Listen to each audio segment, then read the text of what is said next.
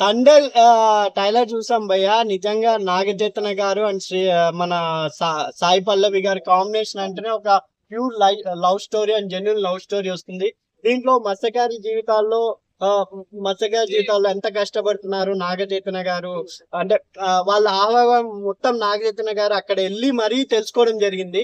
నిజంగా నాగచైతన్య గారి డెడికేషన్ కి హ్యాట్స్ ఆఫ్ చెప్పాలి. అల్లు అరవింద్ గారు కూడా ప్రెస్ మీట్ పెట్టి చెప్పారు కాబట్టి ఆయన, ఎందుకంటే అల్లు అర్జున్ గారి డెడికేషన్ హ్యాట్స్ ఆఫ్ సారీ పుష్పక పాప్ అని చెప్పారు అల్లు అరవింద్ అని నాగచైతన్య గారు. ఎందుకంటే అల్లు అరవింద్ గారు నాగచైతన్య గారు ఎంత డెడికేషన్ చేశారో ఈ సినిమా ద్వారా తెలుస్తుంది. కాబట్టి నాకు తెలిసినంత వరకు నాగచైతన్య ద కెరీర్ బెస్ట్ ఇది అవుతుందని నా అభిప్రాయం అండి.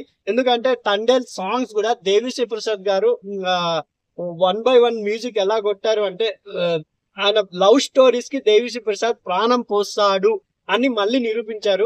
మీరు హైలెస్సో హైలెస్సో సాంగ్ చూస్తే హైలెస్సో హైలెస్సా నీకోసం తెరపించా అని ఆయన చెప్పడం, హైలెస్సో హైలెస్సా మీకోసం ముస్తాబై ఉంచా అని సాయి పల్లవి పాడడం, నిజంగా శ్రేయా ఘోషల్ ఇలాంటి హై టెక్నిక్ వాళ్ళతో వచ్చిన సినిమా నిజంగా తండేల్ 100 కోట్లు కంపల్సరీ కొల్లగొడుతుందని నా అభిప్రాయం అండి.